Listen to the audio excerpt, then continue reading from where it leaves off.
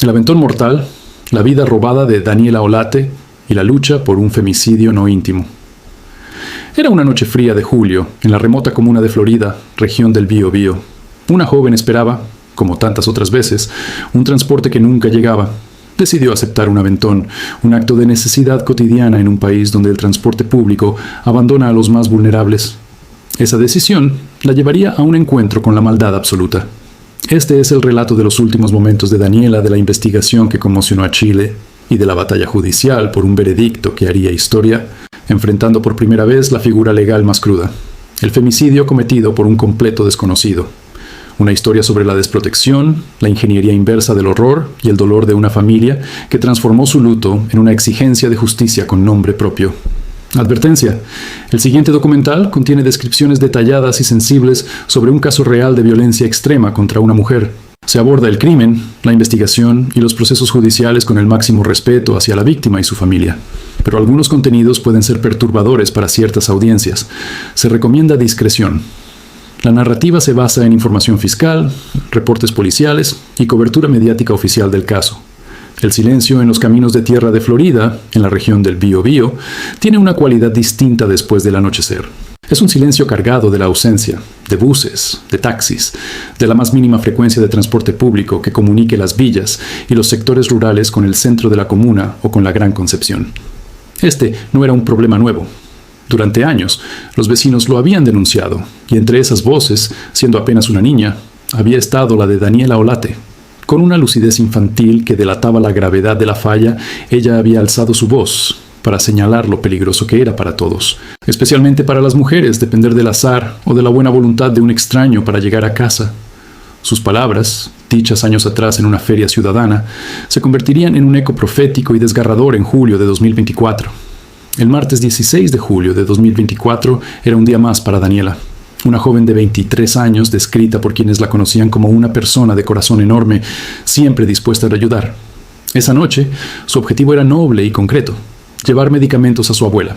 Como tantas otras veces, se encontró varada en la parada, esperando una locomoción colectiva que, sabía por experiencia, podía demorarse indefinidamente o simplemente no pasar. El frío invernal apuraba las decisiones. Fue en ese contexto de vulnerabilidad, impuesta por la desidia sistemática, que apareció un vehículo y su conductor. Un hombre que se ofreció a darle un aventón, un gesto que en zonas como Florida puede pasar por un acto de solidaridad vecinal.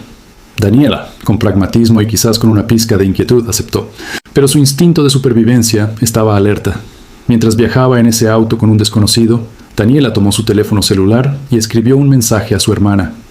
No era un mensaje de pánico, sino de precaución, el tipo de mensaje que millones de mujeres envían a diario para que alguien sepa dónde están y con quién. Le contó a su hermana que un caballero la estaba llevando. Esas palabras, junto con la descripción breve del auto, se convertirían en el primer y crucial hilo de la madeja que la policía debería desenredar. Después de ese mensaje, el silencio. Un silencio que rápidamente dejó de ser el de los caminos rurales para transformarse en el abismal silencio de la desaparición. Daniela no llegó a casa de su abuela, no respondió más mensajes. Su familia, con un miedo visceral que crecía por minutos, inició de inmediato la búsqueda y denunció su desaparición. La maquinaria investigativa se puso en marcha con la urgencia que merecía un caso de una joven desaparecida en estas circunstancias. El mensaje a su hermana era la clave. Un caballero, un auto. Los detectives se abocaron a rastrear el recorrido más probable de Daniela, y fue entonces cuando los ojos electrónicos de la ciudad comenzaron a hablar. Las cámaras de seguridad de negocios, semáforos y viviendas, en el trayecto entre el lugar donde fue recogida y su destino planeado, empezaron a entregar piezas del rompecabezas. Fragmentos de video mostraron un vehículo específico, un modelo y color, que coincidían con la vaga descripción del mensaje. Las imágenes eran granulosas, fantasmales bajo la luz de las farolas, pero suficientes. El auto no era un fantasma, tenía una patente, un dueño registrado. En un paralelo angustiante, mientras la policía triangulaba imágenes, la desesperación de la familia y la comunidad se materializó en operativos de rastreo por quebradas, caminos y sectores boscosos aledaños.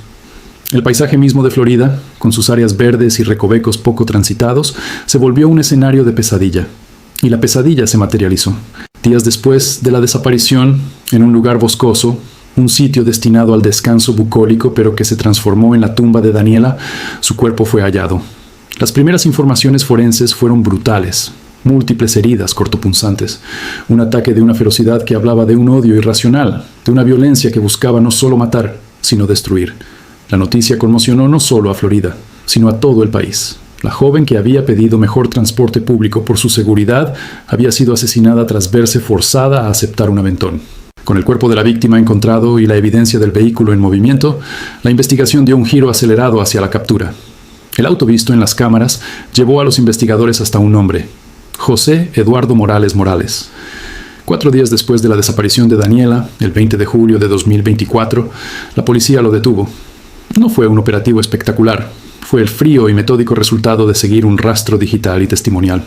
El sospechoso, un hombre sin relación previa conocida con Daniela, fue puesto a disposición de la justicia. La pregunta que flotaba en el aire y que sería central para el proceso judicial era el ¿por qué? ¿Qué motiva a un hombre a recoger a una mujer joven y asesinarla con tanta hazaña? Las hipótesis iniciales apuntaban a lo que la ley chilena, tras años de lucha feminista, había aprendido a nombrar un femicidio, pero no uno cualquiera. La figura del femicidio en Chile, consagrada en la Ley 21.212, no se limita al asesinato de una mujer por su pareja o expareja. Incluye otras causales, y una de ellas, la tercera causal, es particularmente relevante. Se trata del homicidio cometido contra una mujer, por razones de género, por el hecho de ser mujer sin que exista o haya existido una relación sentimental familiar de convivencia o de intimidad entre la víctima y el autor. Es el femicidio no íntimo. El crimen de Daniela Olate parecía encajar de manera trágica y perfecta en este molde legal. Un desconocido, una mujer sola en un contexto de vulnerabilidad, una violencia extrema y sexualizada. Sin embargo, probar jurídicamente la razón de género en un caso donde no hay historial entre víctima y victimario es un desafío monumental. Requiere desmontar la idea del crimen pasional o el robo frustrado para evidenciar que el motor del horror fue el desprecio y la voluntad de dominación sobre un cuerpo femenino. Mientras José Morales permanecía en prisión preventiva, el caso comenzó a adquirir dimensiones públicas más amplias. La historia de Daniela resonó porque tocaba una fibra de inseguridad común a miles de mujeres en Chile, especialmente fuera de las grandes capitales. La falta de transporte público dejó de ser una simple queja municipal para convertirse en un cómplice estructural, en un factor de riesgo que obliga a las mujeres a elegir entre aislarse o arriesgarse. La propia Daniela, desde su infancia, había sido vocera de esa problemática. Su muerte era la consecuencia más atroz de una negligencia colectiva. La familia Olate, sumida en un dolor inconmensurable, decidió no guardar silencio. Transformaron su tragedia en una bandera de lucha, exigiendo no solo justicia penal para el asesino, sino también cambios concretos para que lo sucedido no se repitiera. Presionaron por mejoras en el transporte y, crucialmente, porque el Estado, a través de la Fiscalía, persiguiera este crimen bajo la figura máxima, el femicidio no íntimo. La preparación del juicio oral fue un periodo de intensa labor para la Fiscalía del Biobío. No bastaba comprobar que Morales había matado a Daniela. Había que demostrar ante el tribunal oral en lo penal de Concepción que lo había hecho por el hecho de que ella era una mujer que su género fue la razón de ser del ataque. La evidencia era circunstancial pero poderosa. La modalidad del encuentro, el aventón ofrecido a una mujer sola de noche, la naturaleza de la violencia infligida, la ausencia total de otro móvil como robo, sus pertenencias no fueron sustraídas, o venganza personal. La defensa, previsiblemente, buscaría otras líneas, quizás argumentando un conflicto espontáneo o un trastorno mental. Pero el peso de los hechos era abrumador. La familia, representada por querellantes, y la fiscalía se alinearon en un objetivo común: lograr una condena histórica que sentara un precedente claro sobre la violencia misógina en el espacio público. Solicitarían la pena máxima contemplada en la ley chilena para este delito: el presidio perpetuo calificado. El juicio se perfilaba no solo como el proceso por la muerte de Daniela, sino como un caso testigo para la aplicación de la ley de femicidio, en su expresión más pura y aterradora: la muerte a manos de un extraño. El país observaba. El movimiento de mujeres y organizaciones de DDHH acompañaban de cerca. Todo se concentraba en la sala del tribunal en Concepción, donde los jueces escucharían los detalles de aquella noche de julio y tendrían que responder a una pregunta jurídica y social de enorme peso. ¿Era esto un femicidio? El juicio, el veredicto histórico y la sombra de un sistema. El aire en la sala del tribunal oral en lo penal de Concepción era denso, cargado de una expectación silenciosa. A finales de 2025, más de un año después del asesinato de Daniela Olate, el caso llegaba a su punto culminante. En el banquillo, José Eduardo Morales Morales enfrentaba no solo a la ley, sino al escrutinio de una sociedad que había convertido a Daniela en un símbolo de una lucha doble, contra la violencia de género y contra el abandono estatal. La Fiscalía Armada, con un expediente construido sobre evidencia digital forense y el doloroso hilo narrativo de los últimos momentos de la víctima, se preparaba para un desafío legal sin precedentes en Chile. Conseguir la primera condena por femicidio no íntimo bajo la tercera causal, aquella que no requiere vínculo alguno entre víctima y victimario, solo la perversa razón de género. Los días del juicio fueron un ejercicio desgarrador de reconstrucción.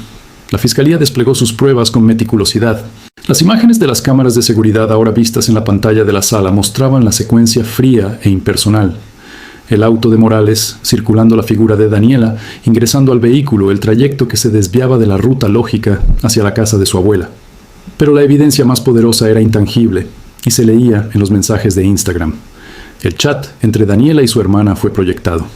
Ver esas palabras, "un caballero me está llevando", escritas en tiempo real antes del horror, conmovió hasta a los más estoicos presentes. Eran la prueba de la normalidad convertida en tragedia, de la precaución que no fue suficiente. Los peritos forenses detallaron la naturaleza y extensión de las heridas. Cada descripción técnica era un eco de la furia desatada contra Daniela. La defensa de Morales, por su parte, se enfrentaba a un muro de hechos concretos. Sin poder negar el contacto ni la presencia en la escena, su estrategia pareció oscilar, intentando, sin éxito, buscar atenuantes o plantear dudas sobre el móvil específico, tratando de desviar la atención de la figura central del femicidio. Pero la Fiscalía había construido su caso sobre la base de la ausencia de cualquier otro motivo. No hubo robo, no hubo conflicto previo. Solo hubo una mujer aceptando un viaje por necesidad y un hombre que decidió terminar con su vida mediante una violencia excesiva y característica de los crímenes de odio de género. En las audiencias, la familia Olat fue un pilar de doloroso estoicismo. Su querella, representada por abogados, empujaba en la misma dirección que el Ministerio Público. No se trataba de un homicidio simple, era un mensaje de terror para todas las mujeres. La falta de transporte público, el contexto que obligó a Daniela a subir a ese auto, fue también parte del discurso de la acusación, no como justificación, sino como la demostración de un entorno de riesgo que las mujeres deben navegar a diario y que los agresores aprovechan. El fiscal argumentó con contundencia que matar a una mujer por ser mujer, en un contexto de vulnerabilidad forzada, era la esencia misma del femicidio no íntimo. La tensión se mantuvo hasta el último día de alegatos. La solicitud de la acusación fue clara y resonó en la sala. Presidio perpetuo calificado. La máxima pena. No era solo un castigo, era la demanda de una sociedad que, a través de este caso, veía la oportunidad de que la ley nombrara con toda su crudeza un fenómeno real y aterrador. La defensa pidió, naturalmente, una pena menor, intentando desdibujar la figura del femicidio. Luego, la espera. Y finalmente, el día 2 de diciembre de 2025, el tribunal dio a conocer su veredicto. Las palabras del presidente del tribunal: declaramos culpable al imputado José Eduardo Morales Morales del delito de femicidio no íntimo, marcaron un antes y un después en la justicia chilena. No era una condena por homicidio, era la aceptación jurídica, en una sentencia fundada, de que Daniela Olate fue asesinada por ser mujer, por razones de género, por un hombre que era un completo extraño para ella. El tribunal reconoció la tercera causal de la ley, validando toda la teoría del caso de la Fiscalía. Fue un fallo histórico, el primero de su tipo, que daba nombre legal a un miedo que millones de mujeres reconocen al caminar solas de noche. La lectura de la sentencia en detalle se programó para el 15 de diciembre de 2025. En esa audiencia se formalizó lo que muchos esperaban. El tribunal, alineándose con la petición de la Fiscalía y la familia, impuso la pena de presidio perpetuo calificado, la condena máxima. Significa que Morales deberá cumplir una pena de prisión de 40 años antes de poder solicitar algún beneficio penitenciario, y su libertad quedaría sujeta a condiciones extremadamente rigurosas, incluso después de ese plazo. Para la familia Olate era un respiro, un punto final jurídico. No era alegría, porque la justicia no devuelve a los seres queridos, pero sí era la confirmación de que la sociedad, a través de sus jueces, había visto la verdad del crimen y la había castigado en su máxima expresión. A inicios de 2026, con el proceso judicial cerrando su fase de sentencia firme, las ondas expansivas del caso Daniela Olate siguen vivas. El caso trascendió lo penal para instalarse en el debate público como un símbolo. Por un lado, visibilizó de la manera más cruda posible la grave y persistente falta de transporte público en sectores rurales y periurbanos de Chile, un problema de infraestructura que es también un problema de seguridad y de desigualdad de género. La denuncia que la propia Daniela hizo de niña adquirió, tras su muerte, una fuerza imparable. Autoridades locales y regionales se vieron forzadas a revisar y prometer mejoras en las frecuencias y coberturas, aunque el cambio estructural sigue siendo una demanda vigente. Por otro lado, y quizás más profundamente, el veredicto sentó un precedente legal monumental.